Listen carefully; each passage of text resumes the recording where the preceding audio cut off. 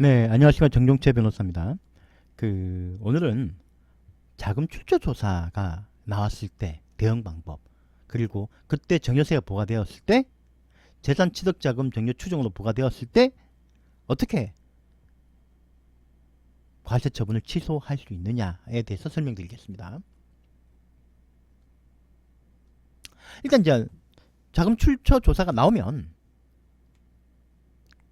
만약에 이제 예를 들면 어떤 젊은 사람이 강남의 아파트를 25억을 주고 구매를 했다 갑자기. 근데 이 사람이 도대체 그 자금이 나올 수가 없어요. 근데 그걸 현금으로 구매를 했다. 어, 그러면 이제 그 취득 자금을 증여세도 보고 부과를 하려고 할 겁니다. 증여 부과를. 그때 이제 어, 과세 처분이 있기 전에 과세전 족부심사 청구를 해당 세무서나 지방국세청이 30일 이내에 할 수 있습니다. 근데 과세전 족부심사 청구를 할 때 받아들여질 수 있는 사유는 조사 과정에서 명백하게 누락한 사유, 또는 다른 납세 의무자하고 현저히 형평에 반하는 사항들, 뭐 이런 정도가 받아들여지지, 법률 해석에 대해서는 거의 안 받아들여집니다. 그래서 그런 경우라면 과감하게 과세전 촉구심사 청구는 생략하는 게 바람직합니다. 다음으로, 그래서 이제 부가처분이 이루어지게 되죠. 납세고지서를 통했어요. 그렇게 되면 세무서 이의신청, 뭐 이것도 아까 마찬가지로 할 수 있긴 하지만 과세전 촉구심사 청구가 비슷한 거라고 생각하면 되고요. 그런 사유가 없으면 이거 안 하는 게 좋습니다. 시간 아껴야죠. 조세심판원의 심판청구나 국세청 심사청구 등을 할 수가 있죠. 무조건 해야 됩니다. 필요적 전치주의이기 때문에. 그 중에 당연히 일반적으로 특별한 사유가 없으면 조세 심판 청구를 선택합니다. 조세 심판 청구는 가장 객관적이고 전문성이 뛰어나요. 이 세 개 기관 중에. 그리고 국세청 영향도 덜 받죠. 그리고 법원하고 상당히 경쟁하는 관계에 있다고 생각이 되거든요. 만약에 조세 심판 제도의 효율성이 떨어진다고 하면 없어지고 바로 행정소송으로 갈 수가 있죠. 필요적 전치주의가 폐지될 수가 있기 때문에 조세 심판 청구는 자기들의 퀄리티를 높이기에 매우 많은 노력을 합니다. 그래서 납세 의무자 입장에서는 아주 좋은 제도고요. 두 번째, 이거 꼭 여기에다 꼭 진짜 진심으로 전력을 다 기울여서 성부를 내야 되는 이유가 뭐냐면, 소송에서 이겨봤자 가집행 선고가 없습니다. 조세는. 그러니까 1심, 2심, 3심 다 거쳐가지고 확정이 돼야지만 세액을 돌려받아요. 시간이 한 5, 6년씩 걸리겠죠. 그동안 납세 의무자가 어떻게 될지 어떻게 알겠습니까? 하지만 심판 청구에서 이기면 바로 돌려줍니다. 바로 세금이 환급됩니다. 그러니까 여기에 전력을 다해야 되는 거죠. 예, 보통 세무사님들만 세무에서 하는 경우가 많은데, 이때 반드시 조세 변호사를 투입을 해서 여기서 법률적으로 성부를 보는 게 가장 빠르고 확실한 권리 보호 수단입니다. 이제부터 본격적으로 자금 재산 취득자금 증여 제도를 알려보겠습니다. 우리 상정법 45조에 보면 뭐냐면 규정이 이렇게 되어 있어요. 재산 취득자의 직업 연령, 소득 및 재산 상태 전반적으로 볼 때 어떤 부동산 등 재산을 자격으로 취득했다고 인정하기 어려운 경우에는 그 취득 자금을 증여받은 걸로 추정한다라는 조항이죠. 보통 근데 이 취득 자금, 입증되지 않은 취득 자금에서 다 과세하는 게 아니고요.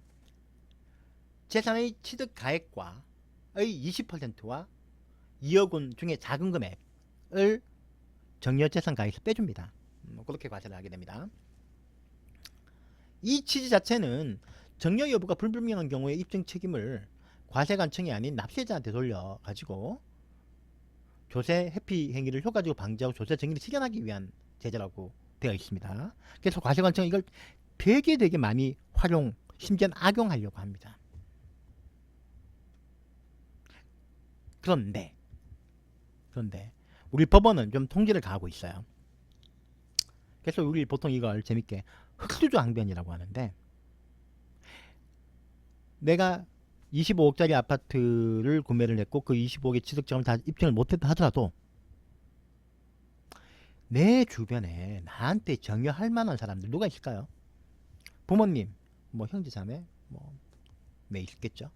이런 사람들 중에 정여를 그 정도를 정여할 재력이 있거나 가능성이 있는 사람이 없음을 입증하면 정여 재산 추정 제도를 적용할 수 없다라는 대법원 판결이 있습니다. 계속 이런 판결이 내려왔다가 나중에 또 뭐 국세청에서 나중에 세법을 개정하면서 다른 자로부터 정여자금을 받은 걸로 추정한다는 조항을 다른 자를 빼버렸어요. 그러니까 정여자 특징이 필요 없는 거 아니냐라고 주장을 합니다. 하지만 여전히 우리 대법원에서는 이 법 개정되고 난 다음에도 흑수저 항변을 받아들여 주고 있다. 다만 기획재정부에서는 이게 이렇게 되면 너무 혼란스러워 가지고 각 세무서에서 적용이 어렵잖아요. 막 세무공무원이 마음대로 막 봐줄 수도 있고, 그러니까 부모한테 정여 능력이 있느냐 없느냐, 그 정도 능력이 있느냐 없느냐는 좀 주관적 판단 요소가 있어가지고 악용될 사형 가능성이 높기 때문에 기획재정부에서는 정여자를 특정하지 않아도 과세 가능하다라고 유권 해석을 해놨습니다. 하지만 이 유권 해석은 중요한 게 뭐다? 법원을 구속하지도 못하고 조세 심판원도 이 기획재정부의 유권 해석 신경 안 씁니다. 그래서 과세 취소해줍니다. 다음으로 또 중요한 것 중에 하나가 이런 게 참 많아요. 이게 정말 하다 보면 25억짜리 아파트를 취득했는데 다 현금으로 샀다는 거예요. 근데 그 현금은 보니까 예금에서 꺼내서 산 거예요. 근데 예금은 보니까 계속 본인이 은행에다가 뭐 현금으로 입금을 한 걸 모아놨더라고요. 이상하죠. 그래서 25억을 만들었다. 와, 부럽습니다. 하지만 부러운 게 중요한 게 아니라고. 그럼 그 돈 어디서 났느냐? 뭐 여러 가지 사유가 있겠죠. 하지만 부모님이나 주변 사람에는 그 돈을 줄 만큼 여유가 있는 사람이 없으면 흑수저예요. 그럼 뭐 어떻게 보답니까? 나쁜 짓에서 보답한 거 아닐 수도 있겠죠. 하지만 그렇다고 해서 이 경우에 그 산 부동산 취득자금은 뭡니까? 정여받은 게 아니고 자기의 현금 예금이에요. 그러니까 현금 예금을 정여받았을 수는 있어도 부동산 취득자금 현금은 내 거라고요. 내 예금에 들어있던 거니까, 내가 입금한 거니까. 그러니까 여기는 재산 취득자금의 정여 추정 조항을 적용할 수 없습니다. 명백하게 없습니다. 그러면 이 현금 어디서 나는지 설명을 제대로 못하면 어떡하느냐? 그걸 밝히는 거는 국세청의 몫이고 입증 책임이죠. 이게 바로 조세 법률주의, 조세 엄격주의입니다. 물론 이게 과세돼야 될 소득일 수는 있겠죠. 그게 조세 정의에 맞을 수도 있겠고. 하지만 받아내야 되는 세금에 대해서 과세 요건을 입증하는 건 국세청이 해야 돼요. 과세 납세 의무자 입장에서는 본인의 여러 가지 정황을 보고 이 현금에 대해서 국세청이 소득세를 부과하거나 다른 정여세를 부과할 수 있는 사실을 발견하기 어렵겠다라고 판단된다면 국세청의 조사 능력이 그렇게 아주 크지 않거든요. 왜냐하면 뭐 구속수사 이런 게 안 되니까 그렇습니다. 그렇다고 생각한다면 현금에 대해서는 재산 취득자금의 재산에 해당되지 않는다는 항변을 해서 정여세를 심판 단계에서 취소시켜버리는 게 좋겠죠. 대부분 이럴 경우에 심판원에서는 재조사 명령을 내립니다. 정여 추정 조항은 적용하지 말고 진짜 정여가 있는지 한 번 더 봐라. 그럼 정여 있는지 못 밝히니까 이제 세무서에서 과세를 취소하는 결정을 내리게 되겠죠. 당연하게 쫄립니다. 조사당국이 세무조사나 뭐 내 통장 다 까고 내 부모 통장 다 까고 전방위로 세무조사하면 어떡할 거냐. 하지만 납세자가 이걸 어떻게 취득했는지 정당성을 입증하거나 또는 국세청에 설명할 의무는 없어요. 다만 국세청에서 조사할 권한은 있지만 이 조사권도 함부로 남용하면 불법 위법이 되고 위법한 세무조사를 통한 과세는 취소됩니다. 그리고 이걸 설명하지 않았다는 이유로 소득세 통합조사를 실시하는 것은 위법한 세무조사가 됩니다. 그러니까 국세청이 쫄리시면 돼지시던가 라고 했을 때 자기의 패를 잘 보고 쫄지 말기, 이게 권리 구제에 꼭 필요한 마음가짐이라고.